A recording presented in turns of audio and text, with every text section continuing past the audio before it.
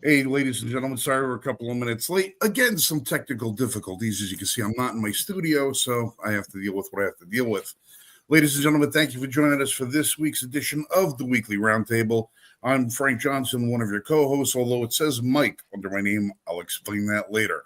To my right, Michael Marshall, co-founder of the Liberty First Foundation and co-host of the show. Directly below, Dal Grimm. He's our resident beard expert.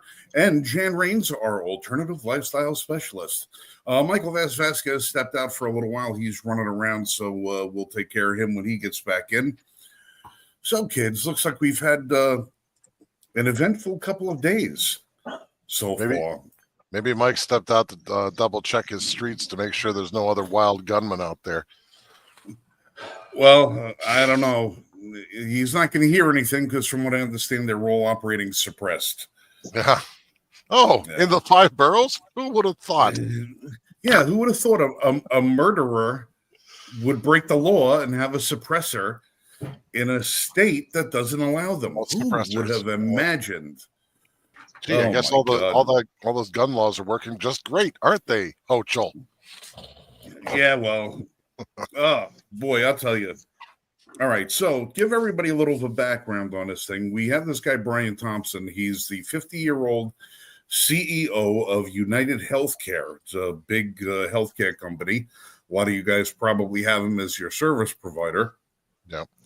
Allegedly, he's been rumored to be being questioned about some sort of insider trading fiasco that's happening over there. And we're getting some miscommunication as to exactly, what that's about. But it seems odd that somebody who is just walking down a mid-Manhattan street at 6 o'clock in the morning would, find themselves the victim of an assailant with no intention of robbery, burglary, not a mugging, not an assault or anything, just a straight up hit. Yeah. Now it for an insider trading deal, who else would? I mean, look. Let's call it what it is. This was not a random killing. This was a professional hit job. No two ways about it. There's a lot of debate about the guy being pro or not, but he's definitely been hired by somebody. Oh, listen, this guy was undoubtedly professional. Undoubtedly a professional hit. There's no two ways about it. I had inside information to this video track earlier this morning. I got it before the news got it, before anybody else got it, but due to the fact of the nature of where I got it from, I wasn't able to put it out there because there were only a few people who at that point had access to it. Right. And I was not going to risk somebody, possibly being exposed for, disseminating such information. But everybody everyone now has access to the video in some capacity or another. They could see it on YouTube. They could see it on Twitter. It's pretty much all over the place. The media is still just running still photos of it. Yeah. I have a copy of it on the computer that I could play, but out of respect for the family of Mr. Thompson, I think that would be in poor taste to actually show the video. We could describe what happened, but to put the video out, I think would, if they want to see it bad enough, they could find it. Okay. Right. Yeah. Now we need to be mindful. This is an ongoing investigation. Okay. We don't have a lot of details. Very early stages of an ongoing investigation. Right.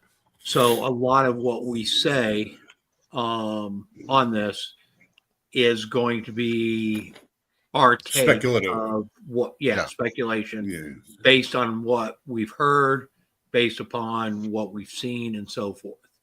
Right. So, mind you, the police are investigating this, and I'm sure there's going to be a pretty extensive investigation. My guess is we are not going to find answers. No. I would venture to say that whomever this person is who actually laid those shots out is in the wind already. They're long gone. There's very little evidence as to who this person was. I know there was a couple of additional photographs that were taken of other locations that identified the shooter prior to him arriving at that site. But he made an escape on a bicycle heading against traffic and into areas where there's no traffic cameras. So once you're out of the public view, that's it. You're in the wind. But I can tell you from a firearms expert point of view, I counted 4 shots that I could confirm on video. There may have been a 5th. I don't know. The last part of the video was a little bit sketchy. It was a little out of focus where I really couldn't see it. But I analyzed that thing frame by frame, and I could count 4 shots specifically. Now, the firearm in question is a semi-automatic firearm, and it's equipped with a silencer or a suppressor. It's not a silencer. It appears to be at least a 9mm caliber handgun. Now, if you've ever run a firearm with a suppressor on it, the optimum ammunition is what you call subsonic. It's ammunition that travels below the speed of sound. Part of the reason for that is that helps dampen and muffle the sound even more than if you used supersonic ammunition. Now, supersonic ammunition through a firearm that's suppressed will cycle the gun all the time. Subsonic ammunition will cycle it most of the time.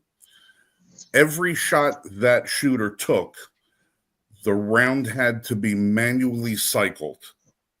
And if you look from the first shot to the last, the shooter had an uncommon amount of calm in doing that procedure, as if it was expected. So whomever that guy is using that firearm not only knows the firearm very well, but he knew his choice of ammunition. So he knew that he would have to because I've seen people in competition using suppressors, and they come across a round that doesn't cycle the gun, and it's a split second of panic. You're trying to rack that gun to clear that round out of there. This was extremely, extremely deliberate. Round went off, cycles the gun. Round goes off, cycles the gun. This is someone who knew exactly what that firearm was going to do, what condition it was going to operate in with every single shot that was fired. So this is somebody that had plenty of practice, and practice is only going to account for 30% of your actions in that situation because you're taking somebody's life deliberately. That's not something that you go into without there being a certain amount of adrenaline. If that in and of itself, if this was an inexperienced shooter, there's going to be some fumbling, some mumbling, some screwing up. This was precision. This was precision shooting. It was precision hit. You could tell the way that the person knew where the target was going to be, where he was going to be in relationship to the cameras. He knew where this person was going to be at a specific time, specific place. He knew where the guy was going to be, so that the fact that this was caught on camera is not an accident.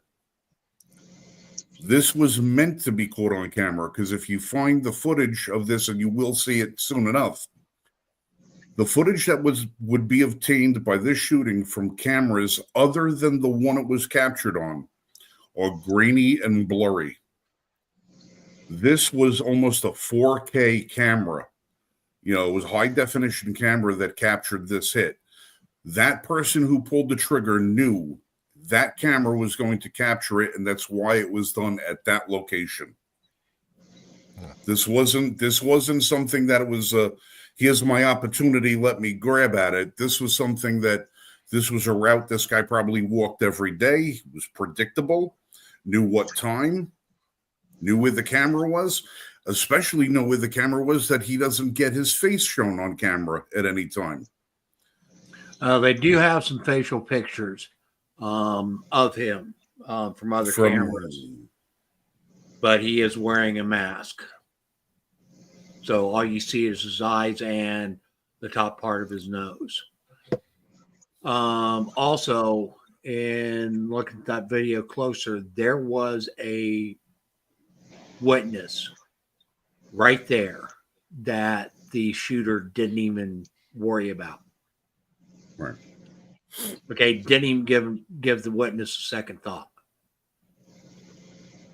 Well, as soon as the first shot rang out, that witness, who I is looking at the video, it appears to be a woman, just took off, turned head down, head to the left, She so was not there to be in line, for and two gone. shots because I literally just watched it. She was there for 2 shots. The first shot she ducks. When he fires the second shot, she gets up and runs. Right. If you look at it at no time, you could see she's not facing the shooter. She's facing head down and to the left. She doesn't want to see what's going on. She doesn't want to know what's going on. She just wants to get the hell out of there. And again, that's not the shooter's primary target. That's not even his secondary concern. His secondary concern was putting the rounds into that guy, going to the front of the parked car, getting on the bicycle that was already sitting there, and taking off.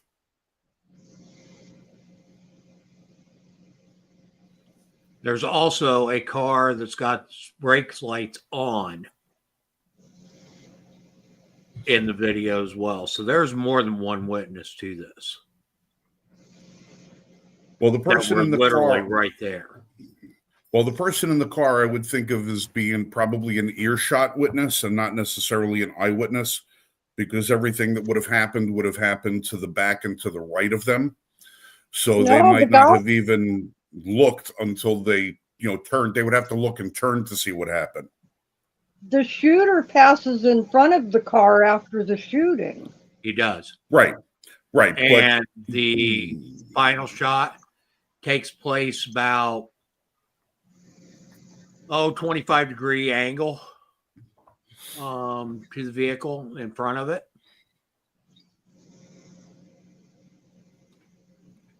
Right. Again, not an optimal viewing point for that person. No, especially if they're listening to music or paying attention to something else, they might not have heard anything.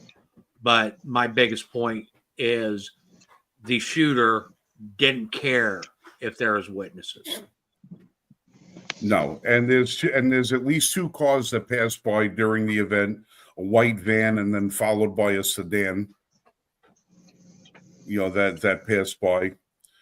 The shooter goes in front of the car, runs across the street, gets on his bike, and disappears. And the video of him, they show the stills from the video of him getting on his bike. The bike is already aimed against traffic, so he's going in the opposite direction. Well, I thought one of the interesting things that you brought up when you told us about it originally was that they were reporting that he was shot in the stomach when clearly you can see in the video he's being shot from behind. Yeah, the initial reports from the NYPD said that he was shot in the chest. At least 3 of the 4, potentially 5 shots that were fired are all to his back. The last 2 shots, it's kind of hard to tell what position he's in with the last shot or the last 2 shots, whether or not he had stumbled to the ground and the guy just put 2 in his chest at that point. And maybe that's where the reports came from. So maybe from the initial reports, if they got there were 2 bullet wounds in his chest or 1 bullet wound in his chest. They might not have realized where the primary shots were until they got him in the ambulance or after the initial report came out. But it's still stipulated that he was shot in the chest. Well, clearly the first couple of shots were not. But then again, the way the police report things and the way the media picks up on it, every single word that comes out of the first report is going to be reported, whether it's accurate or inaccurate.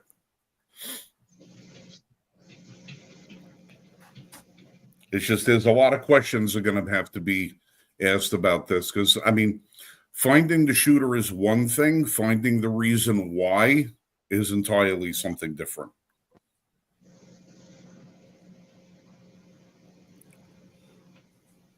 Just the sad world we live in today. Well, it is. Scrolling through Twitter at some of the comments that are being made is just absolutely sickening. Yeah, There I've are seen a people couple that are articles. celebrating this.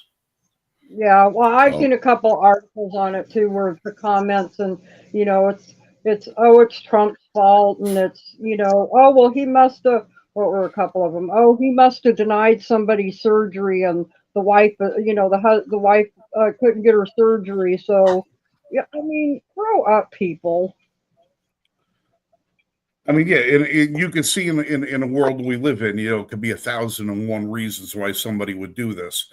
But if you can't afford, if you're complaining that somebody in your family doesn't have the money to pay for a surgery that the insurance company is denying them, then you probably don't have enough money to hire a professional hitman either. That would be the last thing that you would be looking to spend your money on if you were trying to save someone's life. Now, Amory Bentley says it was an e-bike and he had to enter his credit card information to rent it. Well, Amory, I have 2 e-bikes sitting right there in my living room. You can get a prepaid card, false name, everything. You can own one. We don't know. The guy could have stolen one from somebody 3 blocks away. Somebody could have got off their bike and he could have picked it up and kept going with it. There's a million ways, prepaid card or anything. We don't know. I doubt if you're a professional hitman is going to use his own credit card to rent an e-bike. Yeah. And have that come back to him. And who's to say that, like you said, Frank, and pointed out, that this was an e-bike that a company owned. That was a rental e-bike. Okay, it very easily could have been anything. We can hear you, Mike.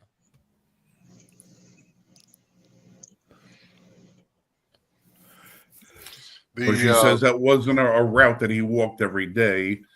He was in town for a healthcare conference. Well, if that's the case, then somebody knew his complete schedule.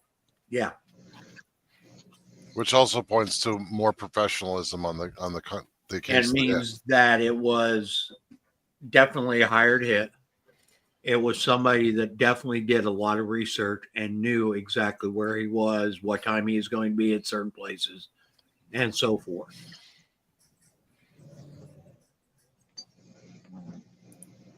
There was speculation that he was there. He was actually in town also to be tapped for testimony in any upcoming Fauci case. Well, that's one of the things.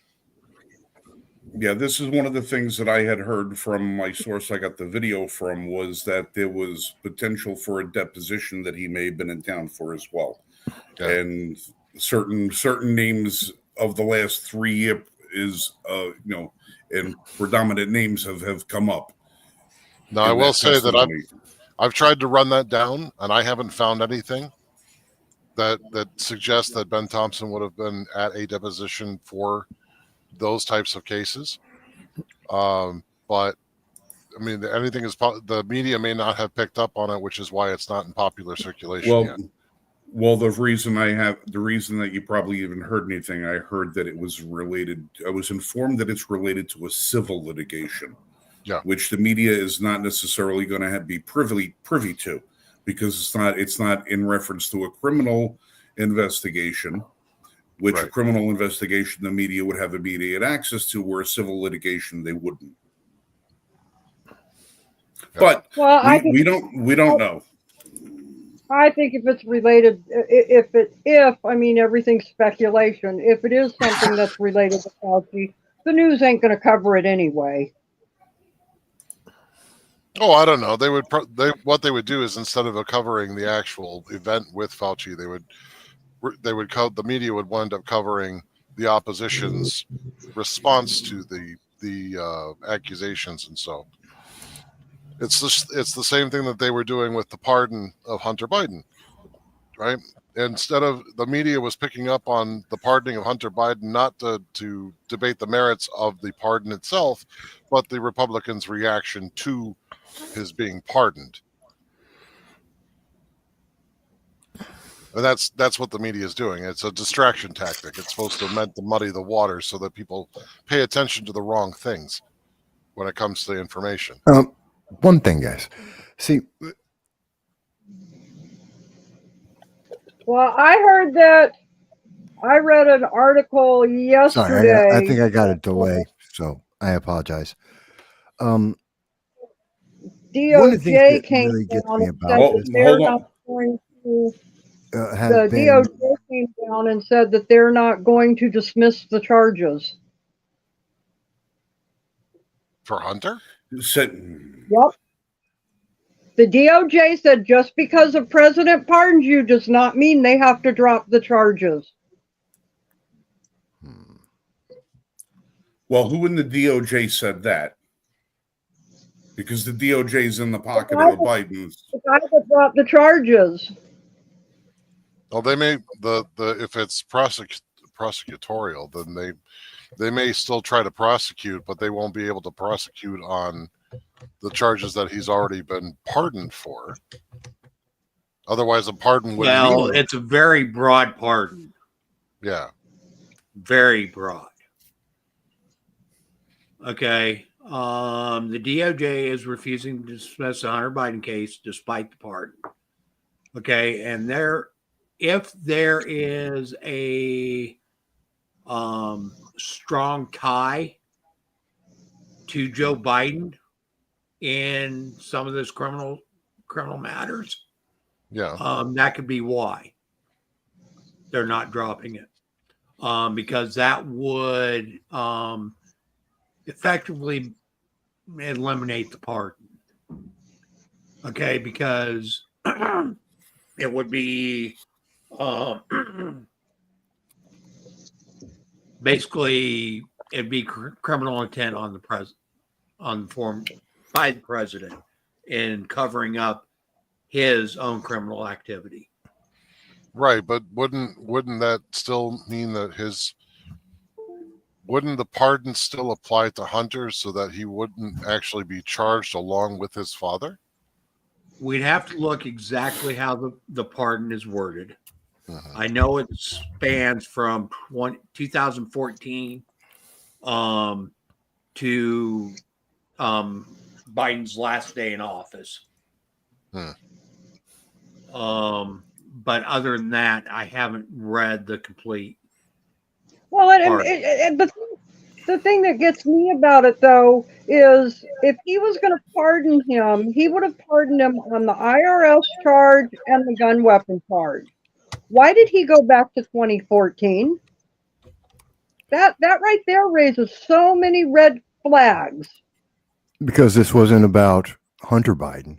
This was about Joe Biden and Democrats, Right. in Ukraine. This is about protecting the chain that they have in the Ukraine, and we know there's been a lot of corruption in the Ukraine well before any of this started, going back before Obama. And when we saw Obama react, the Obama-Biden administration, they were protecting the Ukraine at that time, in part because Hunter Biden was with Burisma, and actually there were 4 different members of Congress had their kids on boards in the Ukraine. And that was also where we had This is actually a lot more specific than I thought it was. what, the 11 years? The pardon. The pardon is, it's pretty broad in terms of It's broad, but it's not. Okay. I've got up on the screen right now the pardon. yeah. Okay. Robert Hunter Biden, a fool. Okay. So it starts off executive granted clemency, Joseph R. Biden Jr., President of the United States, to all whom these presents shall come, greeting. Be it known that at this day, Joseph R. Biden Jr., President of the United States, pursuant to my powers under Article 2, Section 2, Clause 1 of the Constitution, have granted unto Robert Hunter Biden a full and unconditional pardon for those offenses against the United States which he has committed or may have committed or taken part in during the period from January 1st, 2014 through December 1st, 2024, including but not limited to all offenses charged or prosecuted, including any that have resulted in convictions, by Special Counsel David C. Weiss in docket number 1:23 CR 00061-MN in the United States District Court for the District of Delaware, and docket number 20:23-CR-00599-MCS-1 in the United States District Court for the Central District of California. Okay. If there are other federal charges outside of those two dockets, those were not pardoned. No, you're reading it incorrectly. The key words there are, but not limited to. Everything during that time period, which is a 10-year time period, almost 11 years, realistically, it's anything not limited to. So that means it's specifically about those charges and everything else while they were in the Ukraine. And yeah, everything actually, I else see occurred. that for those offenses against the United States, Yeah. which he has committed or may have committed or taken part in during the period. Right. Now that means that, and I think the reason why it's so broad, and I know there's several people saying, well, my friend Larry Sharp yesterday brought up the fact, since he's been pardoned, he cannot be charged with a crime, especially since it's so broad of any nature. So if he's brought into a courtroom and he is asked a question about it, he must, by law, provide an answer. Yeah, he has no Fifth Amendment. He can immunity. But here's the thing. Because this has happened in federal court, but also this does not preclude states from charging him. No, not states, but I think the reason why you won't see it and why it was done, and especially in this manner, is what we started with, what this pardon starts with from Biden, is he says this is about partisan attacks. This is completely political. This is an end around to try and get him. He set this up now, and the defense is public opinion.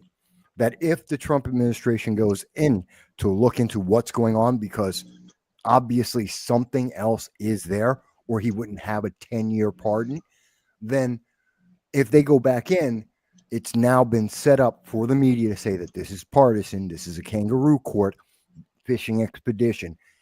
They're playing the media, and they're playing public perception, because in 3 months, people will forget the details, and they'll just know Hunter was pardoned, and they won't remember why he was pardoned or why it was 10 years long. And they'll say, oh, well, this is just a partisan attack. It's revenge. It's Trump's revenge. They're already laying the groundwork. Anything Trump does to investigate corruption that's been going on, it's Trump's revenge. Yeah. Instead of, no, it's following the law and justice. And so that's why I think they did it as a 10-year. It covers everyone, all of the Congress members, their family, the corruption in Ukraine, and so forth. The DOJ has refused to dismiss charges despite the pardon.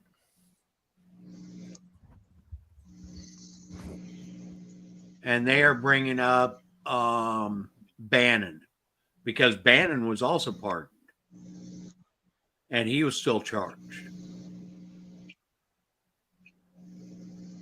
When was Bannon pardoned?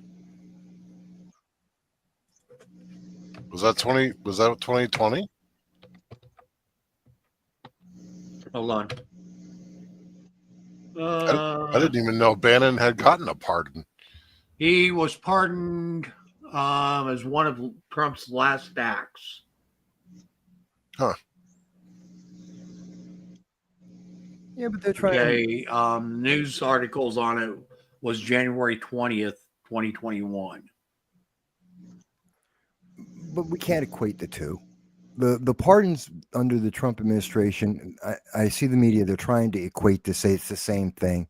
Again, they're trying to make this partisan, and they're trying to frame it as a political hack job. It's not the same thing in any sense of the word, because one, let's start with the gun charges. which Biden now says they're absolutely garbage. Biden now agrees with us in the 2A community that the form is completely corrupt. It's useless. It doesn't work. It's not effective.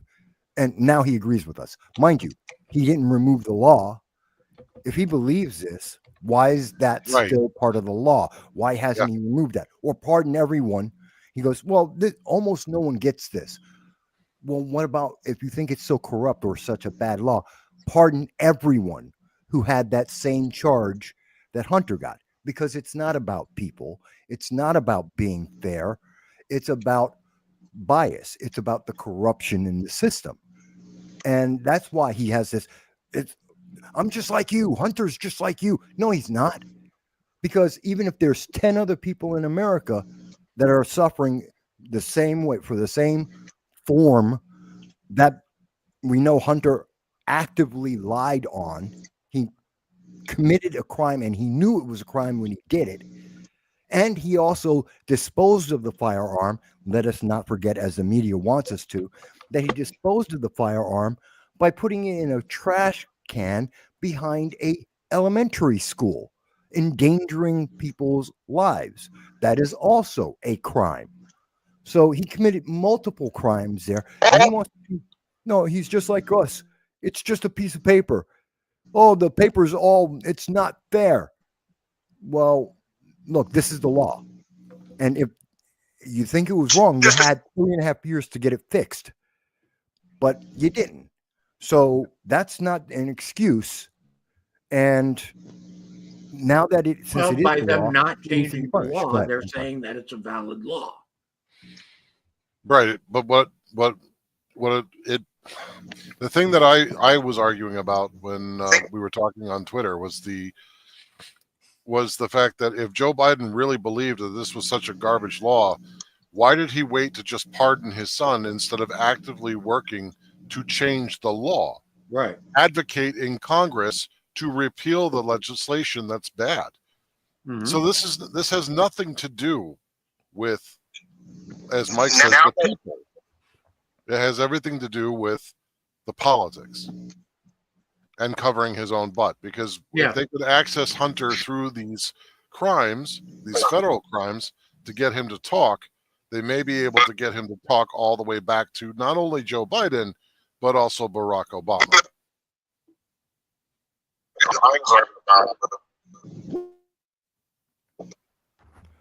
What's the sound glitch? I don't know. It sounds like there's interference coming through. Yeah, I got. I put mine on mute for a second there, and I don't know.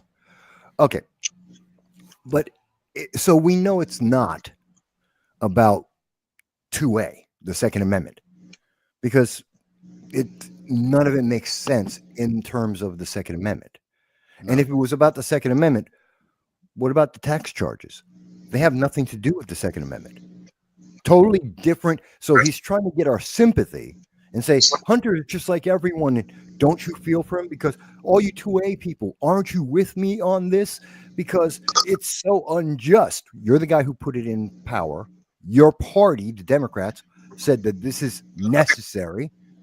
So something doesn't make sense there. And that has nothing to do with tax evasion. So he's still guilty of the tax evasion, which has nothing to do with the gun charges. No, it's about protecting his own. There's a 2-tier system of justice. Biden is on the top of that tier, and he is using that difference in justice for his benefit, for him, his peers, and the party. Because I believe that if any investigation goes on, there is a huge swamp of corruption. That's why it's 10 years wide. That's why it includes tax charges. Remember, this is exactly what Hunter was trying to get the first time. His plea deal was based on he was going to get a plea deal, and then he tacked on immunity for any and all potential charges, which is what his father just gave him. And that's when the government said, nope, not going to happen. They dropped him out. They dropped the plea deal and said, no, you're going to go to trial. because he was asking for immunity, and they said that's too much. And there was a massive public backlash. This is the end around to get away from that. This is just about partisan political corruption. Anyone disagree with me on that? No, it is corruption. Okay. Yeah. And I think a big part of it is Joe trying to hide culpability. Okay, his thinking, which we have seen in the past has been severely flawed, is that if he pardons Hunter, then the investigation will stop, and they won't find out my involvement. Yeah. Does anyone doubt that this is going to be displayed or used in January as a way to attack Trump and the Trump administration? That they're going to say Kash Patel and who does he have in charge of DHS? Who is in charge? I forget. Tulsi Gabbard. And they're going to say, oh, well, Bondi. this is a setup. This is them. They're already out the gate. They're corrupt. The Trump administration is completely corrupt. And 2026, you have to vote in a Democratic Congress. Otherwise, their corruption is going to destroy America. It's the end of all freedom. And justice no longer exists because Trump is trying to get to the root of the problem with Hunter Biden, the Ukraine, and the coercion of the news media that people are now rejecting. Why? How many times have they lied to us? How many times? I mean, the party they're itself is a already lie. Go ahead. starting on it, okay? Because there's all kinds of posts from liberals all over X about Trump pardons 237 people. Biden pardons his son, and that's the news. Okay, and they're trying to equate Trump's pardons with what Biden just did. And the Trump pardons weren't his family accused of directly violating laws involving him. There, you know what? Look at every single. You can look at the Trump administration. You can look at Obama, Bush. I would go back almost to Clinton. You will not see another pardon that is like this situation. Not because of his son, but because of the terms of the pardon. Yes, people get specific charges pardoned, not time periods. Okay, Well, what Clinton they'll do- pardoned 456. No, and if you actually look at it too, What's that, Jen? though, even before the election, they were saying that Trump was going to bring his revenge. So that was one of the reasons you couldn't vote for him. But I've also seen there have been a few Democrats who have come out and said that if he pardoned his son, he should pardon Biden or pardon Trump. If this is the reason you're pardoning your son, then you should pardon Trump. No, he shouldn't. Because tit for tat is just as corrupt as pulling the wool over people's eyes or trying to obfuscate corruption. It's the same thing. That's just playing politics to say, let it go. Let my corruption go because I helped you out. First of all, the charges against Trump are a kangaroo court. He got charged 34 times for the same single instance of what is supposedly a crime. And that single instance isn't a crime in the first place. But he was guilty no matter what. And this is from prosecutors who openly said they were running for election to get Trump. They were on a witch hunt for him. And it was just a matter of finding something. And I guarantee you, you get 3 prosecutors with all the money of the state behind them, and they're going to find something on everyone. Mother Teresa would be arrested if you had that much political power and money being applied against her. So that's one thing. But For on me, top it's of, not coming from Frank. Go ahead. I'm sorry. The little blurps of sound. It's not coming from me. It's not coming from Frank. It's not from me. The feedback? Well, that would make sense as to why the Democrats are saying that, because I was wondering. I'm sorry. Somebody's watching videos.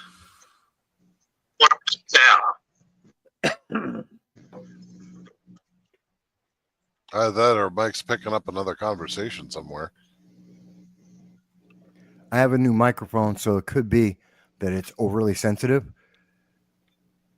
I'm trying to fix it.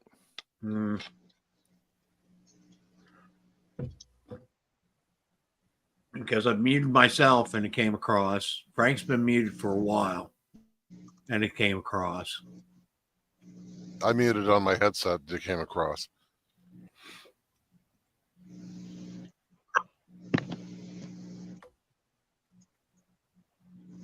I don't know. Okay. Anyway. So this is in fun my having us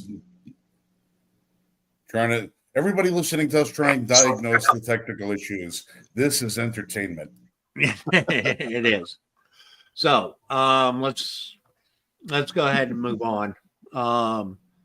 Another thing that happened this week, okay, is this here. And this is a clear demonstration of our government out of control. So if people don't know of this guy, he is actually a YouTuber that does a lot of gun YouTube videos. He also is very much a part of educating the Black community about gun ownership and responsible gun ownership. Okay. The gentleman's name is Mark Chapa. And this is what happened to him a few days before Thanksgiving. Come to the door! This is the police! Y'all with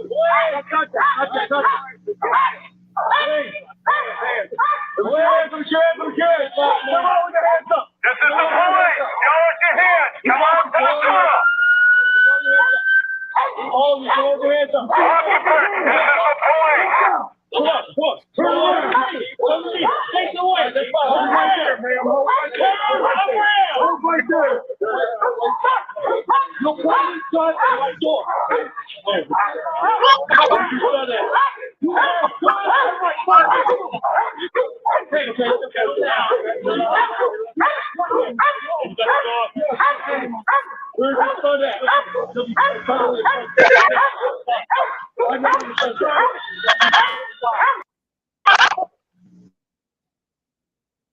Okay, so that was a video of security camera video. Hold on a second. Okay, sorry about that.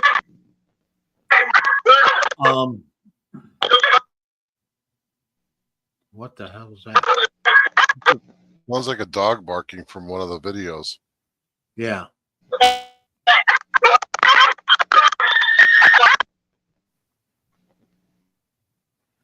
Did somebody also have our live up someplace? No.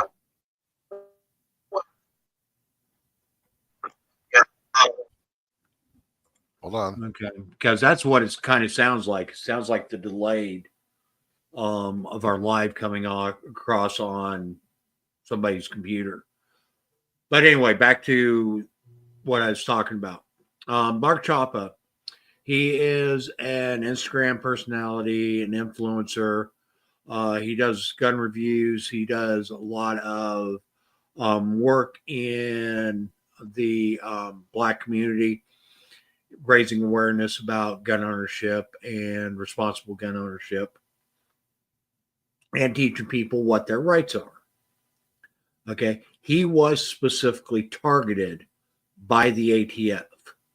Mark lives in DC, and this was the actual ATF that raided his house a few days before Thanksgiving. Now, obviously, it's probably gun charges of some sort that he is being charged with. That I don't know yet.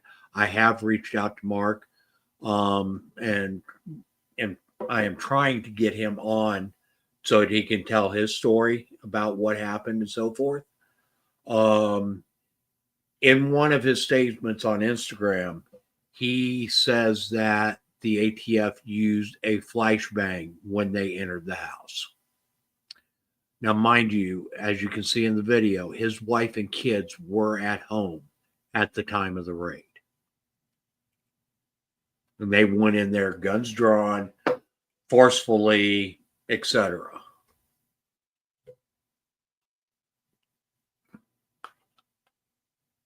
No sound, Mike. You're muted. It's because they don't care. This is about, it's very much like what we saw with Dexter Taylor, where it's you are not approved, you're doing something they don't like, and they're going to punish you with the full force. It's why did they go in with guns blazing with that kind of force on Thanksgiving? So the neighbors would all notice, so that the neighbors would tell all their friends on social media, so that the local news media will tell all of the gun owners in the state. It's meant to be a message that you better not go out of line, because that guy was small. And you know what? You're small too. And we'll come after you with the full force of the federal government after you too. Even though you're not breaking the law, just like Dexter Taylor. You're not a danger to anyone. They could have just as easily walked up with a warrant, knocked on the door, had a couple. They could have even had the team standing right outside, waiting. Could have had the team right outside, just waiting. So if something went wrong, they could have rushed right on in. No, instead they go, oh, we've got to come in as if this is an Al-Qaeda cell. And it's not. In fact, when they went and captured the 8 members of ISIS in California, when they went after the Venezuelan gangs in Colorado, when they went after the Venezuelan gangs in New York City, they were nicer and less armed than they went after this guy and his family. Yeah. Does that make sense to anyone? Now, Less armed to go after this man in his home, law-abiding American citizen. They have terrorists and gangs from overseas that are actively fighting the cops in the broad daylight, and they go after them with kid gloves. That doesn't make sense. No, it doesn't. What I posted up on the screen and in the chat is a link for a GoFundMe that has been set up for Mark for his legal defense on the charges that related, and also possible civil litigation against the ATF and others. So do go and help support this guy. He's doing great work in minority communities as an activist for the Second Amendment. So we need to come together as a community to help this guy. Okay, regardless of what you think on this. What were the charges? That I don't know. I haven't heard anything about what the actual charges were. That's one of the reasons why I want to get Mark on the show, is so that he can explain what the charges are and so forth, and whether or not there was actually a warrant. As we're finding out that it was pretty much a bogus warrant against Dexter Taylor. Yeah. Was it a red flag law? Don't know. As ATF is federal. So this is a federal deal because it's hate also when- in Washington, D.C. You know, the news media, if they're halfway decent at their job, they had to ask, what's the charge? Right. But there's a reason why this isn't national news. Why they don't want, it's just like in Chicago, they don't talk about black on black crime because, oh, that looks bad. It doesn't match with the message that they're pushing out to the entire nation. So they don't really want to talk about that. They don't want to show families being assaulted on Thanksgiving. They want people to know in the gun community. They want them to know. But they don't want the American people to know because everyone's going to ask a question like, what's going on here? Why do you do this? Okay. This is Mark. Okay. He is, like I said, he's a community activist. Okay. He is trying to raise awareness about the Second Amendment and so forth and explain to minority communities exactly what their rights are. And he's being targeted because he is a personality. And he's speaking truth. So that would be part of it. Okay, so please go out, support this guy. You can find him on X. He's got an account on X. He's got accounts on Facebook, Instagram, YouTube, so forth. Follow this guy, stay informed. Also, go visit his GoFundMe and help him fight against this egregious attack on our rights.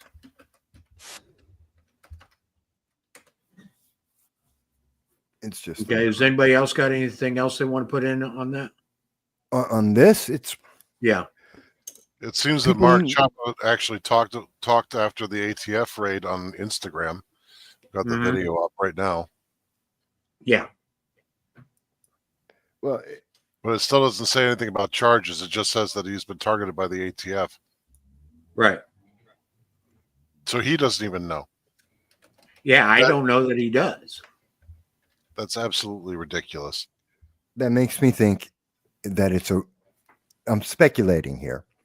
Yeah. But it makes me think it's a red flag law. Because someone, for whatever reason, would have said he's a danger because of something he said on social media. It's the holidays, so he bought a spork or a carving knife or something for, Thanksgiving. That's a weapon. That's a deadly weapon because someone in history has used it to kill someone. So it's by definition a deadly weapon. And they came in guns blazing. And because it was done under red flag, nobody is notified until after the fact and not immediately after the fact. So they're in. Yeah, DC does have ERPOs, red flag laws. Yeah. Yeah. So they could do it under that, and no one has to be notified ahead of time. They'll all be notified after the fact. And here's and here are I'm going to put up there. This is their handout or flyer for their red flag law. Okay, so people that can actually file a complaint: family members, guardians, domestic partners, romantic partners or dates, parent of a child in common, roommates, police officers, mental health professionals are the list of people that can file for an ERPO. I'm surprised they don't have medical doctors on that list. Even medical doctors could actually be considered as mental health professionals because they oftentimes will prescribe antidepressants. Another thing about mental health professional, that doesn't mean he has to see them or that they have to be involved. No. They can just observe something he did online and say, oh, that could be an indicator of schizophrenia. Therefore, Go ahead. And I was going to say, aren't they protected under the fact that they're mandatory reporters? So if they see it, they have to say something? Well, under red flag laws, there is no punishment for lying or being wrong. So No, they don't there need isn't. that. There's no penalty. Just another reason why it's unconstitutional. Yes, very much so. See, and this is America. This is what we voted for to get rid of. This unconstitutional bullshit legalese that these people push on us. That's what we're trying to get rid of. You want to they want to scream. The opposition screams all day long. Oh, threat to democracy. The threat to democracy is the fact that they're trying to unconstitutionally rob you of your rights, your actual unalienable rights. And if you don't know what those are, you need to pick up a constitution and get with a group and learn them. They got a link on their page to see the petition to file in Superior Court, and it tells me I'm unauthorized every time I click it. Yeah, it's going to be hidden from you. You're not in DC, so their computer's telling them that you're not authorized to. You're not covered by their law. Okay, Whatever. and you can complete the ERPO form electronically, then contact the court and to complete the filing by phone, or you can file it by email at domestic violence management at dcsc.gov. Yeah, and as we've seen with, they call them ERPOs, emergency emergency risk protection extreme order? risk protection Extreme. orders. That's it. Extreme risk protection order, or ERPO, red flag, all the same thing. Different names, all the same thing. And they're all under the same basic structure created by Connecticut in 1999. And in the tens of thousands of these reports that have been done, something that was in the video, no one's thought about, no one has spoken about, but it's absolutely important to remember. When the police went in, when the ATF went into that house, the ATF also had to notify one group. They had to notify PCS or CPS, Child Protective Services. And this is true everywhere there's a red flag. They have to notify Child Protective Services, because if they're going into a home to deny someone their Second Amendment rights and to take away their property and or to arrest that individual, that is a home that is deemed too dangerous for that individual, that family, and the neighborhood, that community. Therefore, by definition, in every single state, that means that home is too dangerous for the children to be maintained there. The state must take those children at that point, which means Mark Chapa is not only going to be dealing with the federal charges with the ATF, not only would he possibly be dealing with the state charges with a red flag law, but on top of all of that, he's now also going to have to go to family court and prove to the family court that his household is safe for the children. By the way, according to a dozen attorneys that I have spoken to in multiple states, including DC, and several members of elected office, especially in New York State, it costs somewhere around $12,000 to $20,000 to fight family courts to get his kids back for a non-crime, that just because the state came in. Just because the state came and took his kids, it's going to cost him $12,000 to $20,000. That's the undocumented, unspoken side effect of all these red flag laws, of the ATF taking these kinds of actions, is the families that are being destroyed because the state is now taking the kids and preventing the parents from ever being near them. And it's cost prohibitive for these people, and they can't do anything about it. The law requires they must take the kids away. No one talks about it. And if you ask, and I've done this, I've spoken to 6 states, and I have sent in FOIA requests, Freedom of Information requests, to 6 states, including Indiana, Connecticut, New York, New Jersey, and there was another 2. And I asked them, what's the number? How many kids have you taken away? How many children have you taken from families because of this? And you can ask the same thing of the ATF. The answer you will get is, we don't have a number for you. Not that the number is 0, because they know it's not 0. It is a non-zero answer. They just can't give you. Why? No one records the number. No state, no DA, no prosecutor, no federal agency will keep a count of how many children they have taken away from families. Not that they're not doing it, they just don't count it.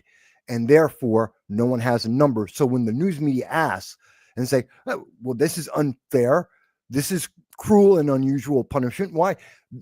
Especially with the red flags. There's no crime that's been recorded. This person hasn't done anything. Oh, well, we don't count that. Sorry. I wish I could tell you what the number is. Don't know. Plausible deniability at its worst. And that's what it is. And that's something that no one's talking about, that is part of this problem. And if people don't have sympathy because of the Second Amendment, don't you have sympathy for the family? The family that's just been destroyed, those kids who are being tortured and taken away from their families? Yeah. Do you have sympathy for them over the holiday season? Yet another reason why news media doesn't want to have this on social media, because they know someone like me is going to say, where's the kids? Why'd you do this to the kids? When all you had to do is knock on the door, say, here's a warrant, come with us. Could have been that simple. Yep. And again, hey, we got a couple of people all over the place talking to us. And again, this is why you saw the response during the election season that you did. These types of regulations are onerous, they're inhumane, and they are unconstitutional. And they should not take place in the United States. And I think people are realizing it's bad enough that we, the people, have to do something about it, because our representatives are not. They're just we've allowed them to go this far. Are we willing to allow them to go any further? I hope not. And the only way it's going to turn around is if we get together as a people, as a nation, and say, no more. These are our rights. We know what they are. You need to stop stepping all over them and get the boot off our neck. Period. And that's it. Okay. The Second Amendment clearly states the right of the people to keep and bear arms shall not be infringed. Plain, simple English. Yep. Should be that simple. I wish it were that simple. The corruption is getting crazy, but that's why we're seeing so many. That's why so many people are leaving the mainstream media, the approved message sources. Why are they down so much? Because this year has exposed how many lies there are and how many ways the government is just abusing people. And that's a good thing.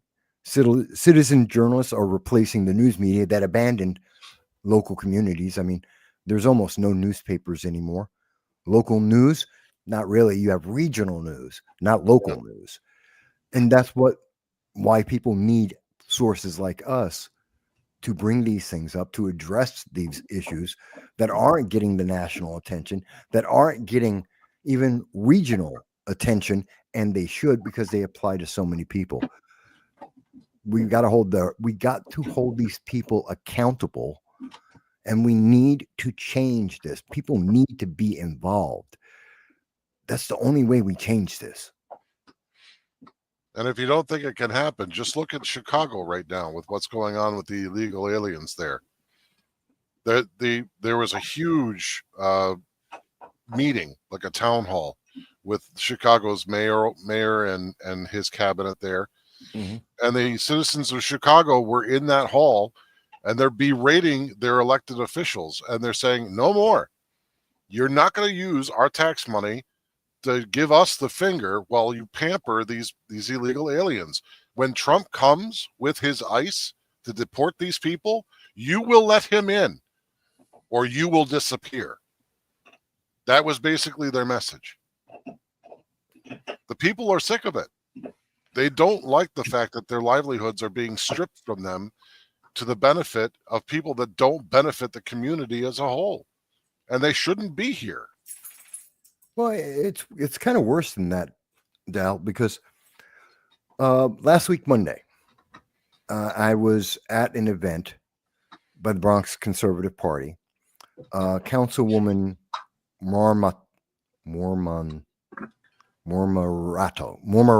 Sorry, it's a tough name for me. Christy Mormorato. She's a councilwoman in New York City. And I think I mentioned it last week. She has no idea what they're going to do about sanctuary cities and sanctuary states. It's over $35 billion is tied to illegal aliens and federal funding.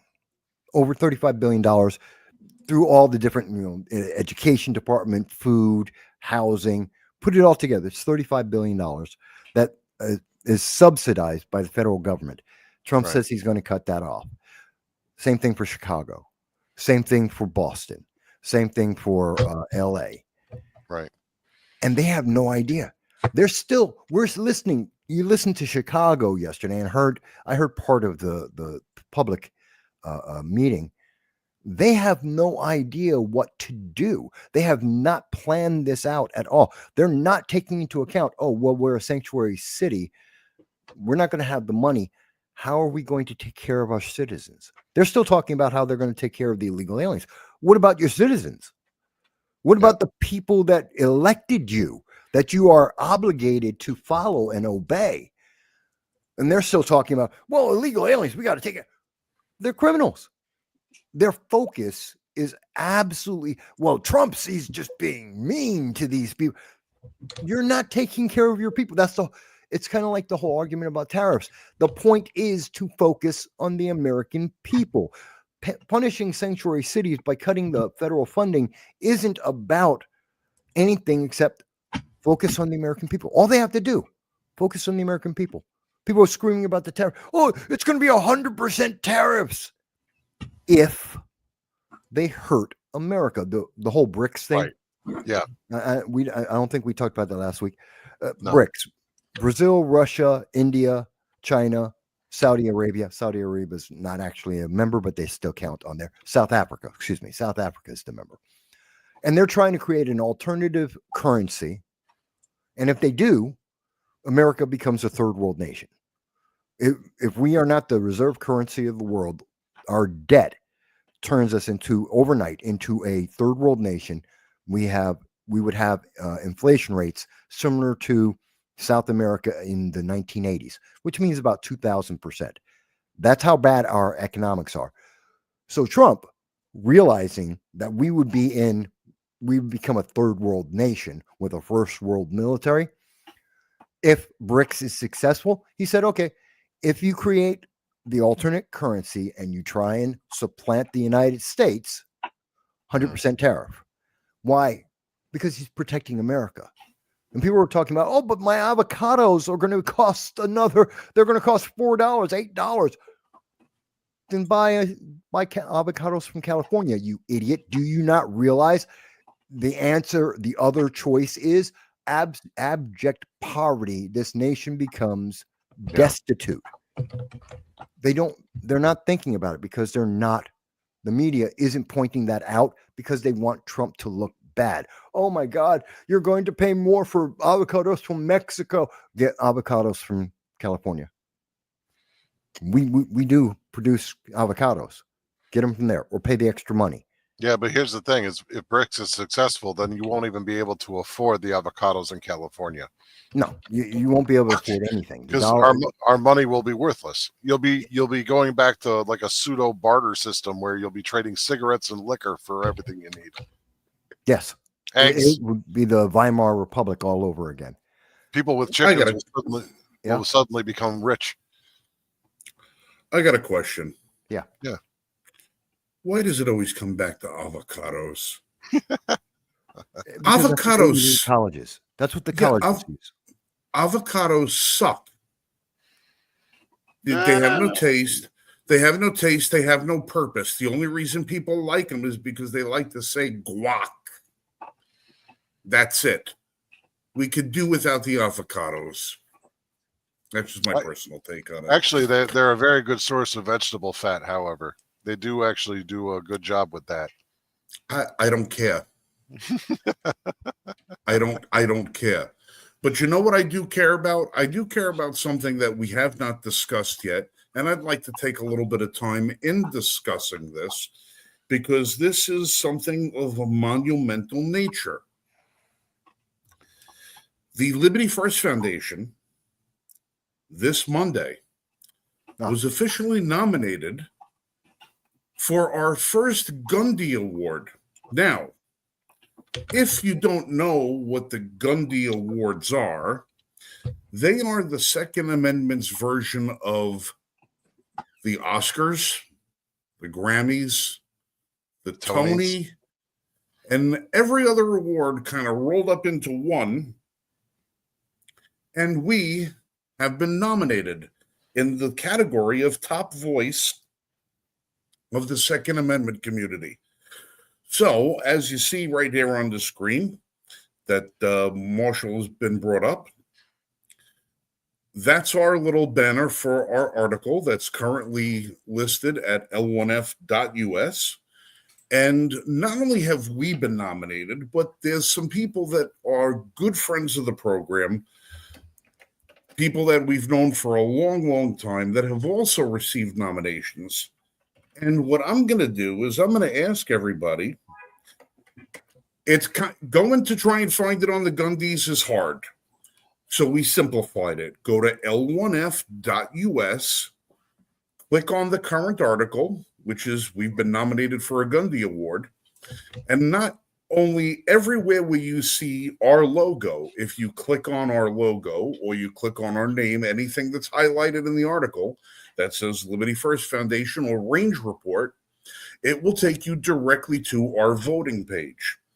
Now, to vote, you'll have to register your email, but don't worry about it. They're not going to spam you. And you get to click the vote button and then submit. Now, at the top of the voting page, it says each category has a sponsor. If you click on the sponsor's website, you'll get a second vote. So you'll be able to vote twice for the Liberty First Foundation. If you enter your phone number, which they only use their phone number to text you the results of the Gundy Awards when they're announced, you'll get a third vote. And you can use that to vote for the Liberty First Foundation. You can vote 3 times a day up until January 15th. And we're encouraging everybody, please, if you could, go up to thegundys.com through the article at l1f.us, or you could find the Gundies on your own.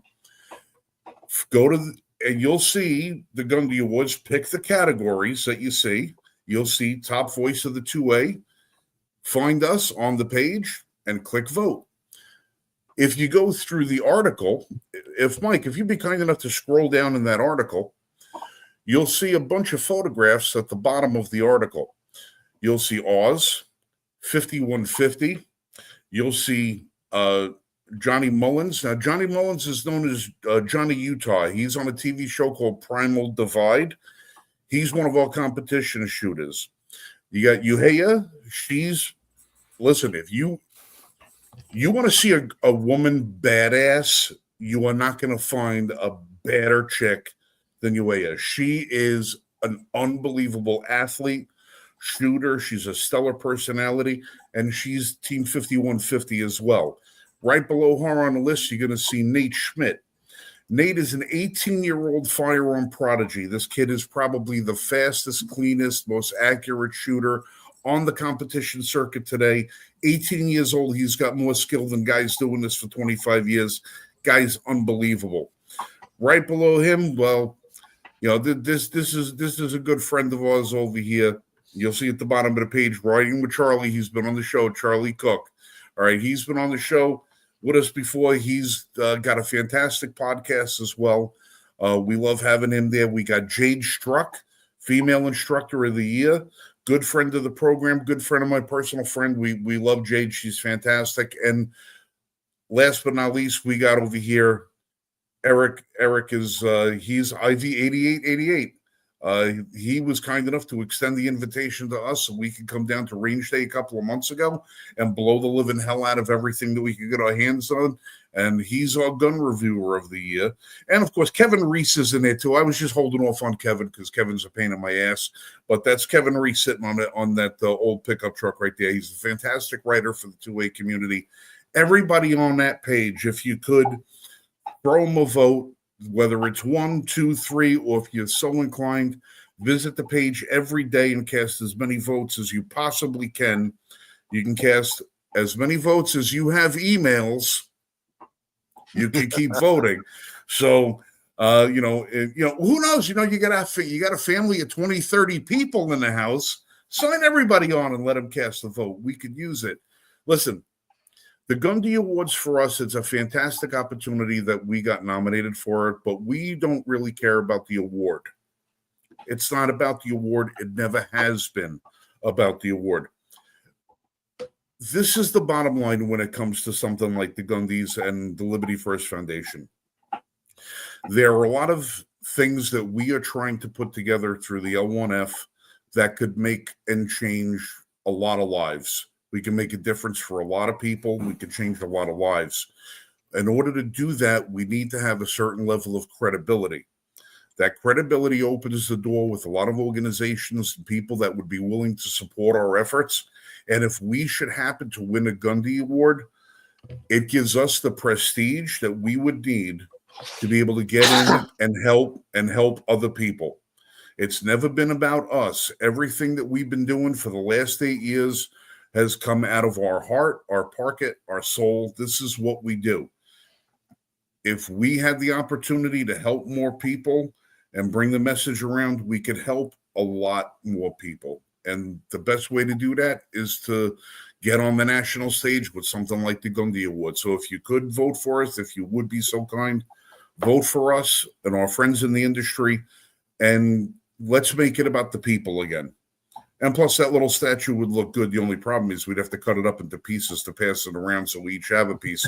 So, it might have to be like the Stanley Cup, where it goes on tour, and stuff like that. But that's the Gundy Awards again. L1F.us, L1F.us. Visit the website. You'll have a list of everybody that we hope you'd vote for. The link to the article is on the screen right now, and I've also posted it in the chat. Yep. All right. Now there's a lot more other categories, and feel free to browse through them. There might be some people in there that and that you might want to throw a vote to. Please vote for them too. Everybody who's on the list, whether they're in a different category or competing with us directly, everybody who's been nominated is a good person, a good organization, with the exception of one that we hate. But I'm not going to get involved with that because he's a loser anyway, and he's not going to win.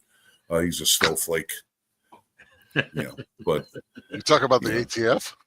No, the ATF would never get nominated for a Gundy. And if you're ever at any of the events that we're at, ATF always has a table by them.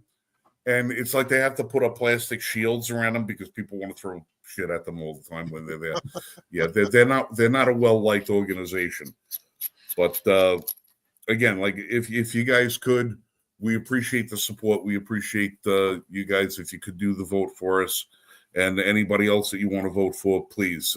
We are all in our own way trying to do right by the community, trying to do right by the Constitution. So, do that. That's why I've been quiet the whole show. I've been storing it all up for the last few minutes that I'm going to be on here, because I got 3 dogs that all want to go out, and I got a whole bunch of Christmas presents I got to wrap for our party this weekend.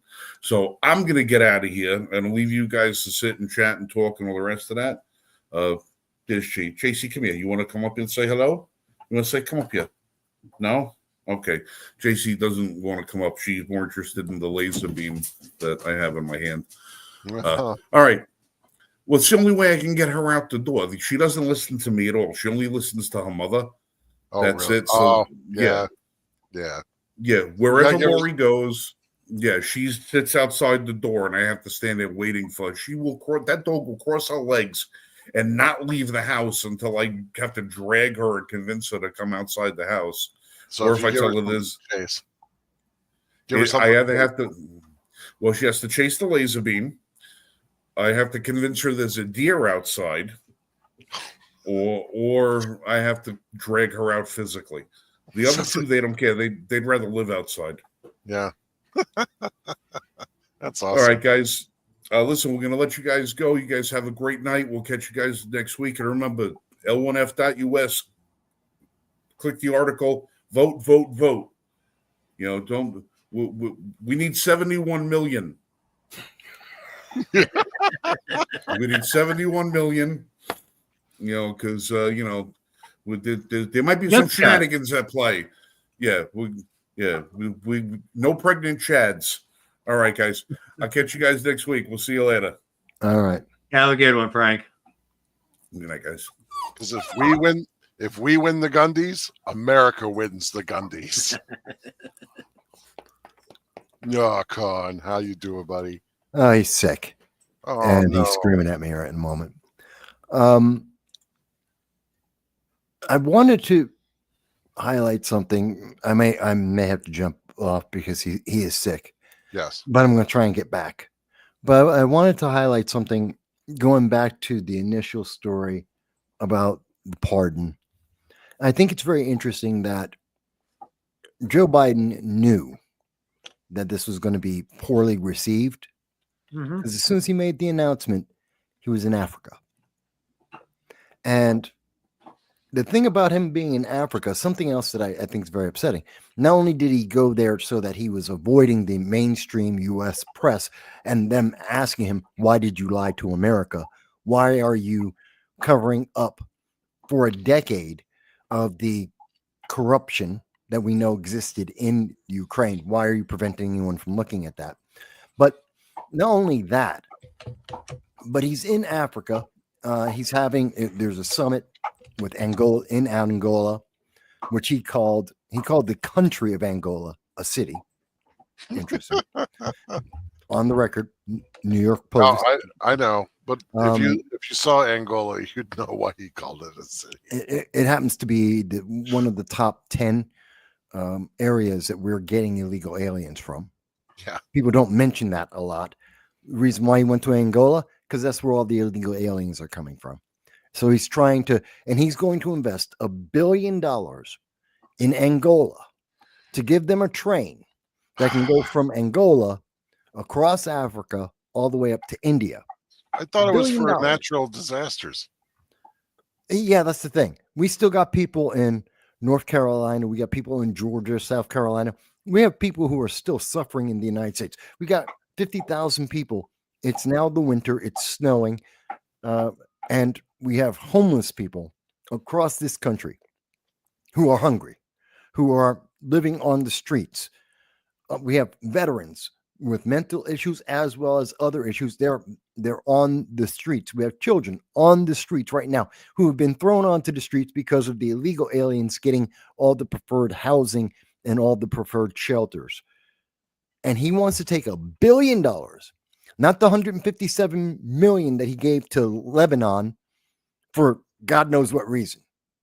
Lebanon's fighting because Hezbollah is attacking Israel. And suddenly Biden said, I got to give some money to Lebanon, which means giving money to Hezbollah. I don't understand that. Meanwhile, people are starving here. People are in trouble here. People are suffering from national disasters. Biden goes to Angola and he's giving them $1 billion.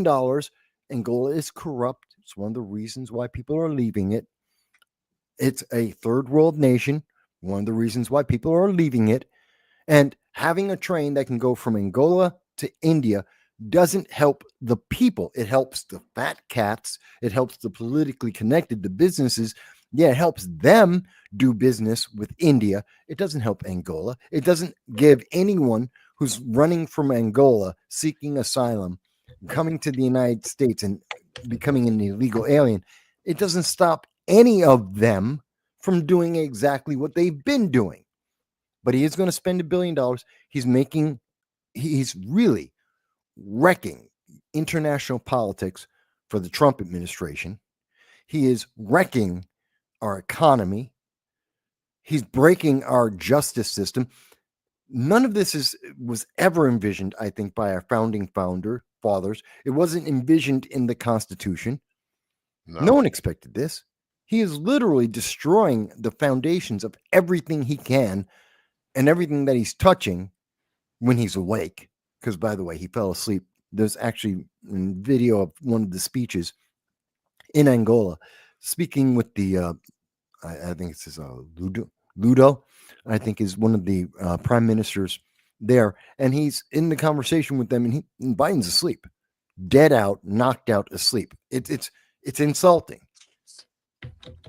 And it doesn't make any sense. And no one's talking about this.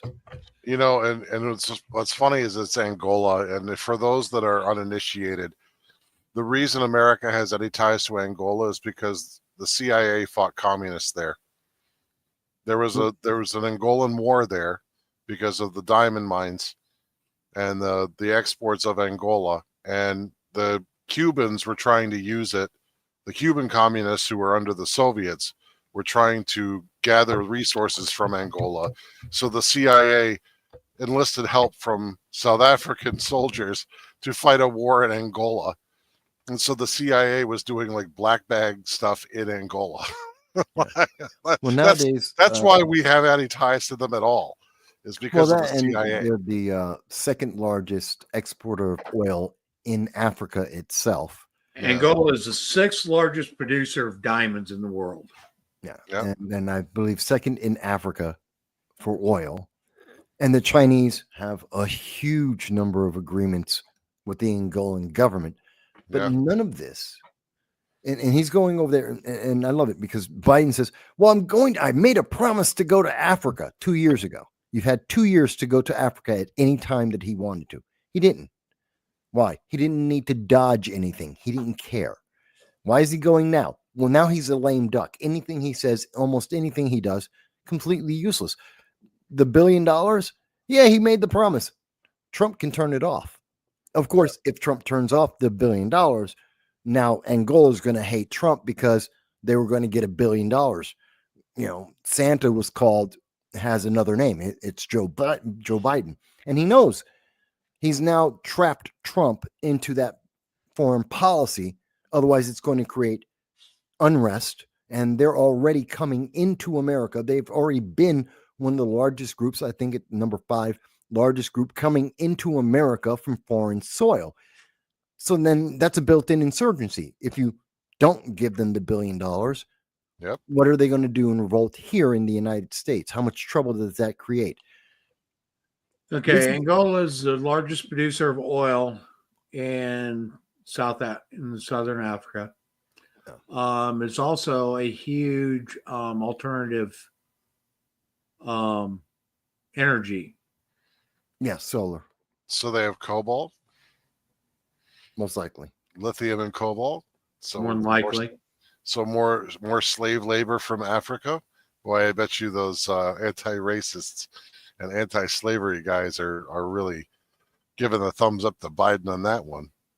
They are, because he's talking to black Africans, that's why I'm being facetious. Yeah, no, I get it, but they won't. They'll hear that and be like, yeah, of course. No, it's so aggravating that none of this is being really discussed, and they're connected. Yeah. He's there. The only reason why he went, because he had 2 years to go there, and you can't tell me he was too busy to show up in the last 2 years to fulfill his promise. He hasn't been. There's been nothing holding him back. Except for his nap time. Yeah. Nap time has been holding him back. Obviously, and the jet lag took him out. But he goes now only so that he can create a problem someone else has to resolve. And it's because he's dodging the problem he created another problem that he created right now.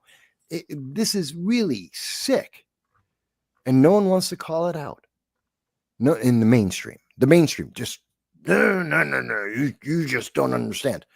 Everything I've said is factually correct. Everything I've said is corroborated. Where's the lie? Oh, but you just don't understand. It's your reporting. I'm just putting the stories together and saying, hey, here's the timeline. Yeah. Before he got on the plane, gave Hunter a pardon, said it's because of the 2A, the law broke the 2A, but he hates the 2A. Before anyone can ask about that confusion there, why he didn't pardon anyone else, he jumped on a plane, went to Africa, fell asleep while people were talking to him, promised them $1 billion that he can't guarantee is going to go out there, making a problem for the next president if they don't give the money, making a problem for the American people. If we do give the money, well, that means inflation is going to go up. The national debt goes up. It's a problem for us as well, which doesn't stop illegal immigration. And I just put, that's the timeline. That's the timeline. That's the facts. You know what would be funny is if Trump was like, okay, yeah, Biden promised you $1 billion. So we'll give you the $1 billion, but that means that you have to have completely free and open trade with us on everything that we want in your country. If you don't like it, you're going to get 1,000% tariff. I'm sure they would love to do that, but they can't because they already made deals with China on most of the resources, most of them. Yeah, break it.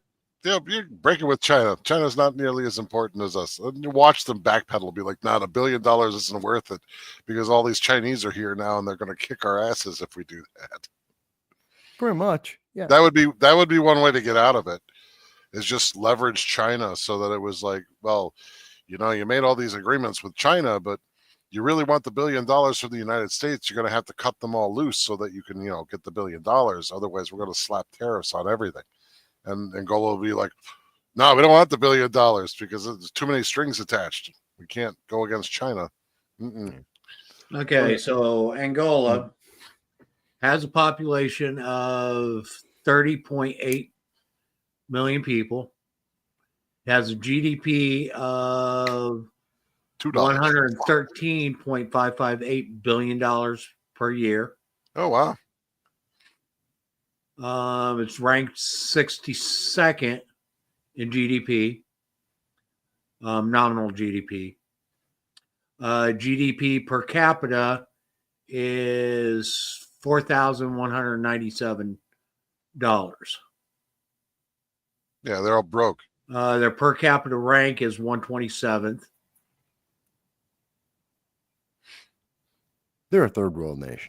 They currently have 11.75% inflation. And it says that they have still better than Venezuela. That's inflation now rate, not that bad. In the first decade of 2010, Angola had one of the fastest growing economies in the world. Okay, it had an annual GDP growth of 11.1% from 2001 to 2010. What was happening then? Oil. Yeah. But since then, their economy has been contracting. Their principal exports in the 19th century were rubber, beeswax, and ivory. They've actually got quite a few things that they could build an economy off of.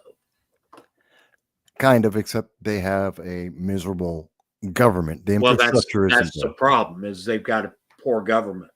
Well, that, and they have no infrastructure. And that costs, that's a boatload of cash. Same reason why we don't fix our electric grid, because it's going to cost roughly, estimates are between $4 to $7 trillion, which means probably 8 to 9 realistically. We don't have the money. And can you imagine trying to put infrastructure in Angola? We can't afford to put in a new electric grid because it's just too damn expensive and too difficult. And on top of it, When Angola got its independence, it nationalized most of the businesses. Yeah. Yeah, it followed the Cuban model. Mhm. Yep. And they were being subsidized for a time by the old Soviet Union. Yeah. Mm-hmm. They had a civil war in 98. Yep. Remember that. That was just across the border. In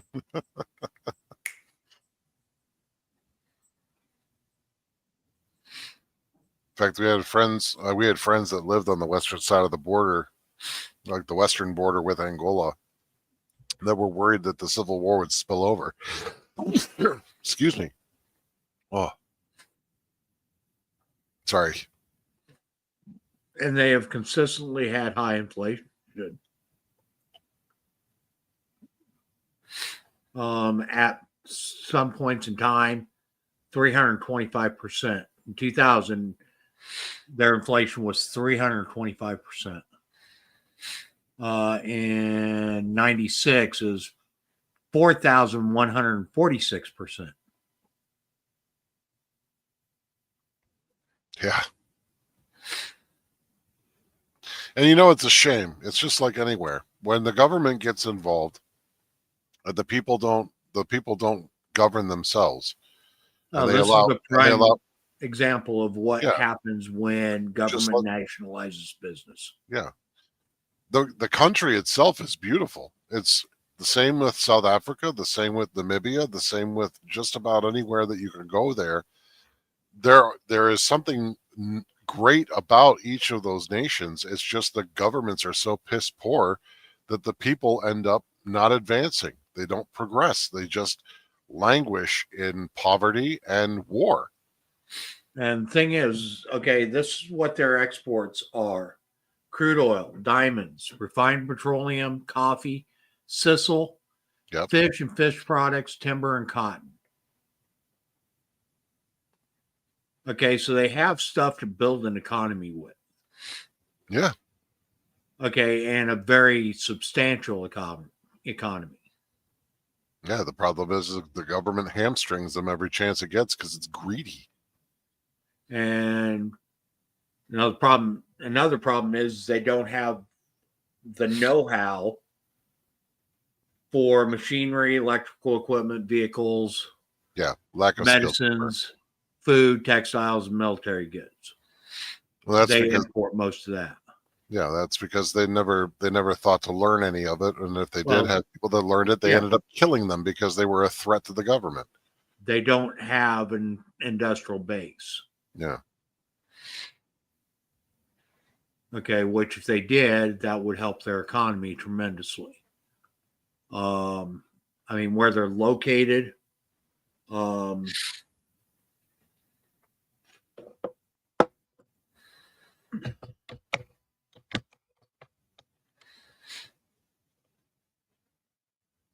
they've got what looks to be like they'd have good ports. They've got good rivers. So transportation really shouldn't be an issue. Yeah, as long as you have good shipping. Yeah. But that would require an industry to build the ships, the barges and boats and things that you would need for transport. Roads would be hard.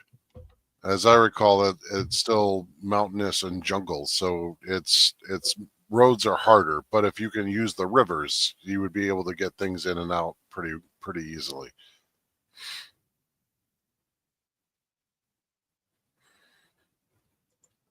And I mean, they don't get a lot of rain, but they get some.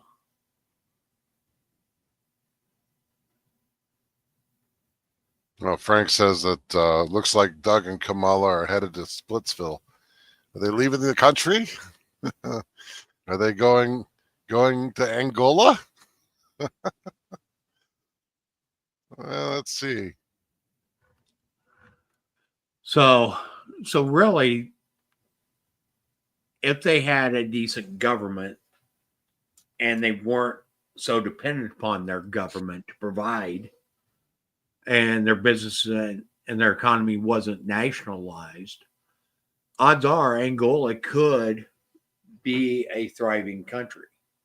And that's one of the problems. Angola used to be a colony of Portugal Yeah. before they got their independence. And the thing is they have the resources, they have the stuff, they don't have the know-how, they don't have the knowledge economy needed to support it. And a lot of that is because they've nationalized their businesses and their industry. If it wasn't nationalized and primarily ran by government, then they would be able to innovate. They would be able to come up with new products and stuff that would actually grow their economy.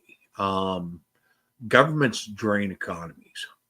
And for people that don't understand that, you need to start looking and opening up your eyes. Angola is a key indicator of that. In fact, that's the problem with most African countries is the government has killed their economies.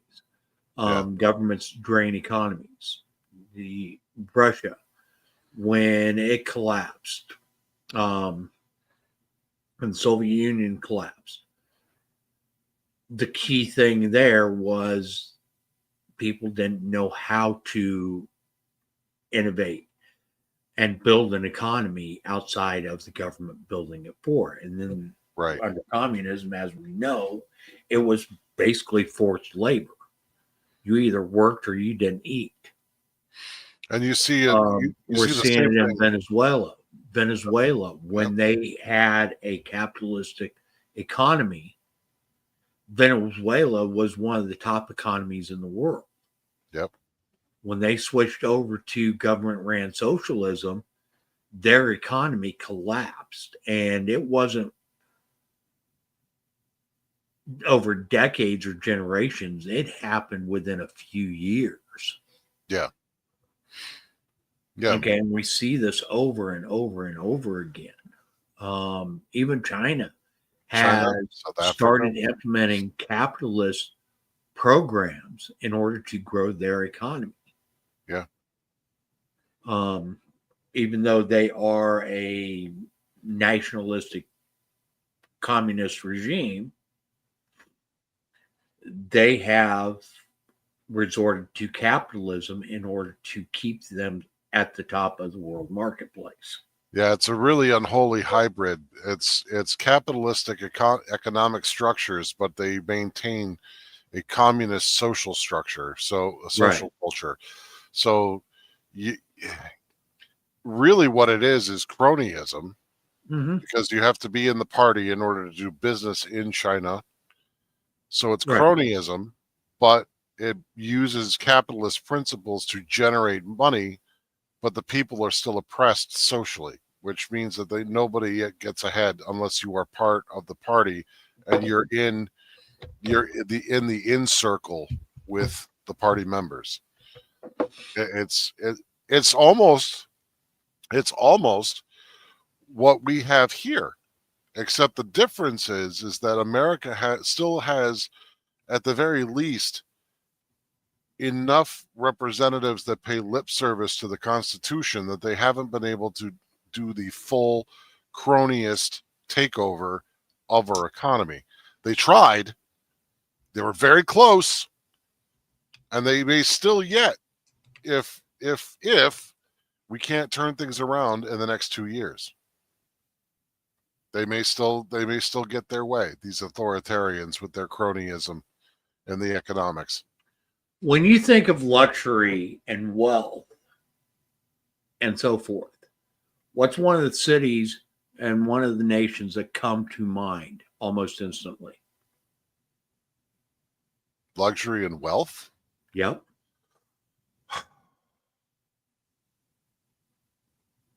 Boy, I don't know. I mean, I would say New York City, but that hasn't been true for years. Dubai. United Arab Emirates. All right. Yep. Yeah, where they have stupid money. Yeah. Yeah. Guess what? It's a market economy. Yeah. Okay, it's not a government ran economy, it's a market based economy. Yep. Okay, and it's one of the fastest and one of the richest economies in the world. Okay, Ironically, it doesn't that have one, the GDP that the United States does, but it doesn't have the population either. ironically, that country is also one of those weird hybrids where it's a full market economy that's not regulated by a government, but the government is a theocracy. So culturally, Right. they're very conservative. Mhm. But as far as the markets go, it's huge. Yeah, And and because it's a free market. and because they don't have the population to support like the United States or larger countries, these people, when they make it rich, they make it rich. They not only have the long-term hard wealth of things like real estate and hard assets, but they also have the liquidity to be able to go out and have stupid money. Yeah. I call it I mean, stupid money. You could spend it on anything. mhm. Okay. I mean, their police force drives Lamborghinis. Yeah. Well, Okay. not right now. They're using swamp boats because they accidentally flooded the streets. But Mhm.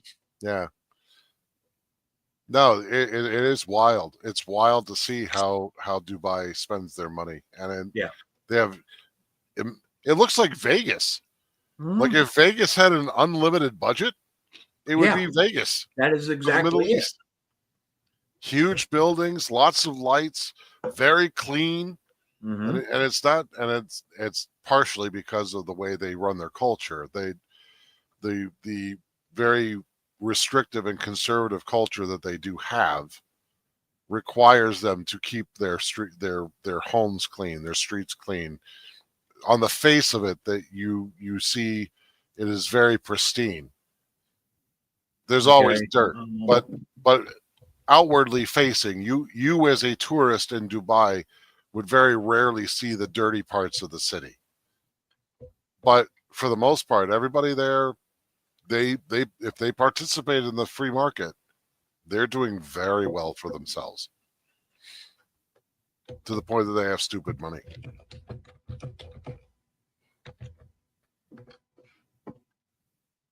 Okay. What do you think poverty rate is in Dubai? Poverty rate, I'd say it's probably less than 15%. No, it's actually 19. Is it really? Wow. 19.5%. Still, that's pretty low comparatively. Okay, and that's based on a daily income of less than $22. But the UAE does not officially update these statistics. Right.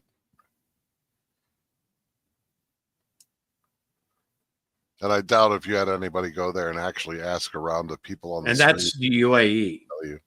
Abu Dhabi and Dubai control 83.2% of the UAE's wealth. Yeah. Yeah, anybody living in those cities is doing very well for themselves. Yep. So it works. Now, the UAE reports their poverty rate to be 0. Well, of course. They got to show that the 5 pillars are working, and so that charity keeps people from going into poverty. But I'm sure the people that live outside of Dubai and Abu Dhabi tend to live very poorly. And UAE is considered one of the top 10 richest countries in the world. Mm-hmm. Because of their urban centers. Yep. Abu Dhabi and Dubai control 83.2% of the wealth.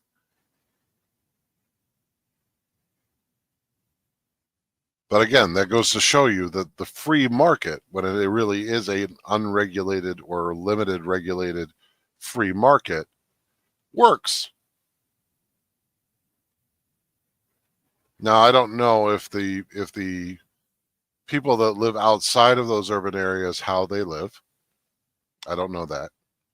But if it's anything like the United States, their poor are probably better off than about 90% of those in poverty in just about every other country in the world.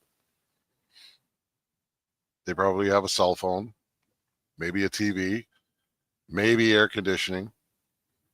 Like even our unless you're homeless, you have what we would consider bare necessities. Everyone's got a phone. They may be able to drive or take public busing. There are ways and means of keeping a roof over your head.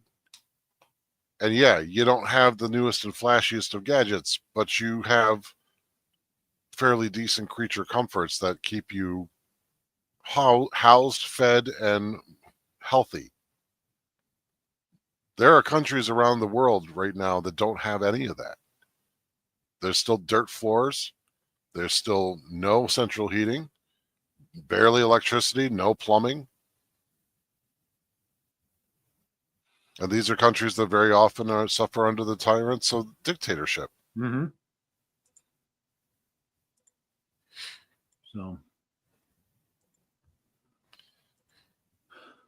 So that's the thing, is government, and it's been proven throughout history. Okay. One of the biggest reasons here, even in our own history, the biggest reason why the Great Depression lasted, the impact of the Great Depression lasted for, or let me rephrase this. The biggest reason why the stock market crash of 1929 had such a long-lasting repercussions in the United States, which led to the Great Depression, was because of government involvement.